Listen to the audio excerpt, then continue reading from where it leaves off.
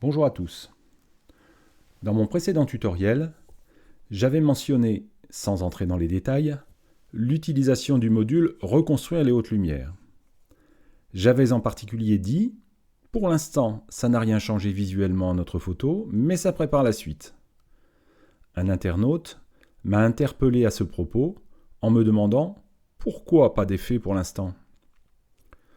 Cela m'a donné l'idée du présent tutoriel dans lequel je vais essayer de vous montrer à quoi sert ce module et comment le régler au mieux. Toujours avec la même intention, tirer le maximum de nos fichiers RAW. Pour illustrer l'utilisation de ce module, j'ai choisi cette photo de mariée franchement surexposée, mais qui plaisait beaucoup à ce jeune couple. Il fallait donc absolument rattraper l'erreur de prise de vue, et pour cela, réduire la surexposition avec le module Exposition, bien sûr. Commençons par visualiser l'étendue des dégâts. Pour cela, je vais cliquer sur le bouton qui active l'affichage des zones surexposées et sous-exposées. Par défaut, les zones surexposées apparaissent en rouge et les zones sous-exposées en bleu. Un clic droit sur le même bouton permet de modifier le choix de ces couleurs ainsi que les seuils de détection. Il n'y a aucun doute, la robe est complètement surexposée. Notez également qu'il n'y a pas de zone sous-exposée puisqu'il n'y a pas de zone marquée en bleu. Après avoir désactivé l'affichage des zones sur- et sous-exposées, venons-en maintenant au module Reconstruire les hautes lumières. Pas besoin de l'activer car il l'est par défaut, comme le module Balance des blancs. Afin de confirmer ce que je viens de vous dire en préambule, je désactive temporairement le module. Et je le réactive. Effectivement, pour l'instant, il ne se passe rien. Pourquoi ? Très simplement, parce que ce module ne peut pas effectuer ces traitements sur des zones totalement blanches. Un pixel totalement blanc est un pixel où les trois couleurs de base, rouge, vert et bleu, sont toutes les trois à saturation. Les valeurs des trois couleurs sont donc 255, 255 et 255 dans une échelle traditionnelle 2 puissance 8 qui va de 0 à 255. Ce module ne peut fonctionner que s'il existe au moins une des trois couleurs qui contient un peu d'information. C'est-à-dire que la valeur de cette couleur est inférieure à 255. Donc, pour que ce module produise son effet, il faut réduire l'exposition afin qu'au moins une des trois couleurs contienne un peu d'information. Notez que ce n'est pas systématiquement possible. Si certaines zones sont saturées pour les trois couleurs dans le fichier RAW, il ne sera jamais possible de récupérer quoi que ce soit. C'est le cas par exemple quand une lampe ou le soleil se trouve dans le champ, ou également si votre photo contient des reflets spéculaires. Notez également que les performances de ce module sont aussi très dépendantes de votre capteur. De génération en génération, les capteurs voient leur capacité dynamique augmenter et vous récupérerez donc beaucoup moins facilement les hautes lumières sur les photos prises avec un appareil ancien.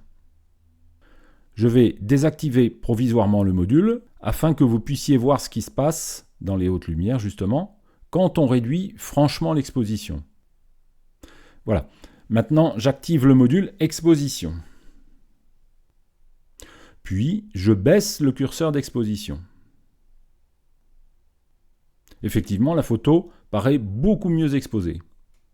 Nous avons récupéré des détails dans une partie de la robe, mais vous pouvez aussi remarquer qu'une partie des zones qui étaient totalement blanches tout à l'heure, quand le module Reconstruire les hautes lumières était activé, sont maintenant colorées.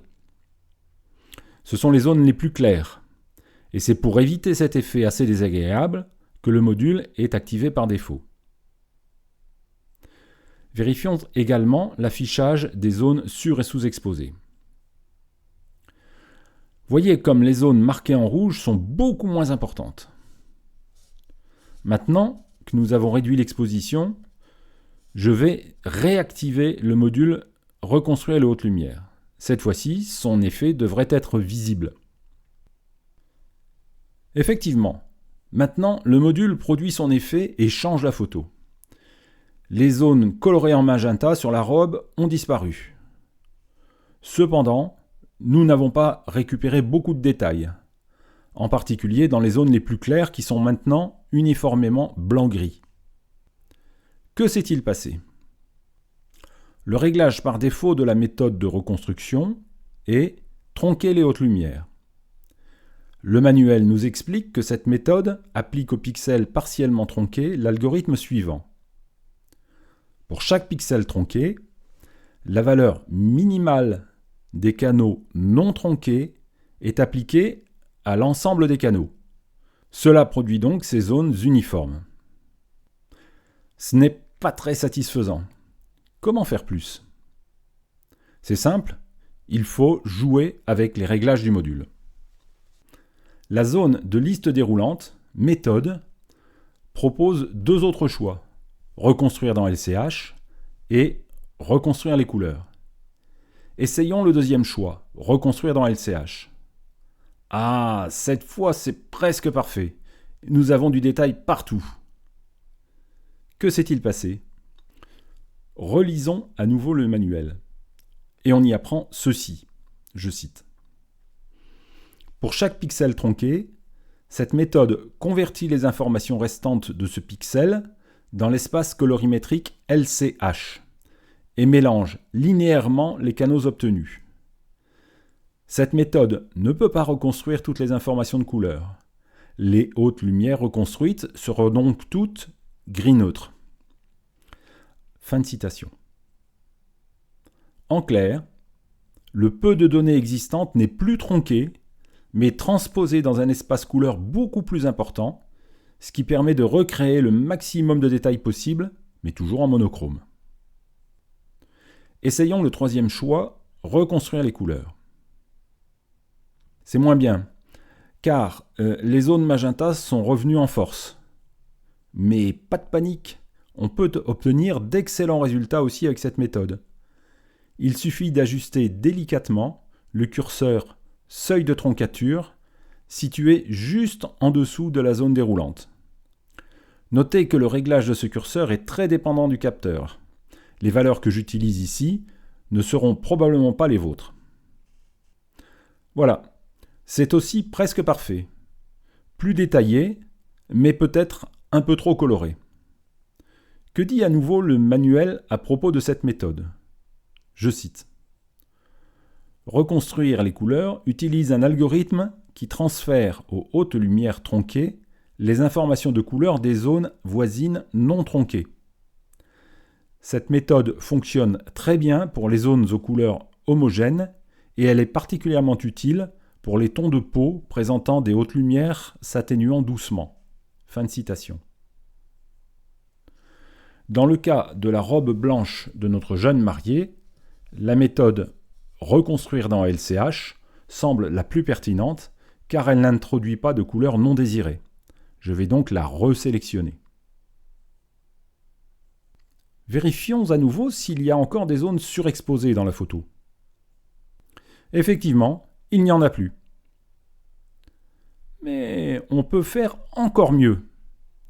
Et il suffit pour cela d'utiliser le module ombre et haute lumière pour aller chercher encore un peu plus de détails dans les blancs. Par défaut, ce module agit sur les hautes lumières et sur les ombres. Nous n'avons pas besoin d'éclaircir les ombres, eh bien, il suffit donc de régler le curseur ombre à 0. Et je le règle très rapidement en utilisant la méthode de saisie par clavier plutôt qu'en tirant sur le curseur. Un clic droit dans la zone du curseur, un chiffre à saisir, et c'est fini. Comme d'habitude, je vais fignoler le travail. Revenons d'abord sur l'exposition. Notre intervention avec le module ombre et haute lumière a quelque peu tassé l'histogramme. Globalement, la photo apparaît un peu grisouille. Je vais ajuster un peu ça. Côté haute lumière, en remontant un peu le curseur exposition. Et côté ombre, en augmentant un peu aussi le curseur noir. Il y a maintenant quelques petites zones sous-exposées, colorées en bleu, ce qui me plaît. J'aime avoir toujours un point noir réel dans mes photos. Ensuite, le contraste local. La lumière ce jour-là était assez plate, il faut donc un peu forcer la dose. Le contraste à 30 et le détail à 0,3. Enfin, la netteté. J'applique mon pré-réglage habituel. Voilà, c'est fini. J'avais pris un instantané avant de commencer. Voyons la différence.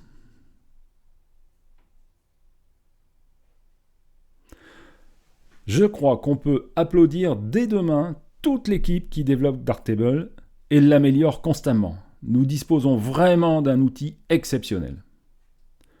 Comme d'habitude, n'hésitez pas à commenter. Je vous remercie de votre attention. Au revoir et à bientôt.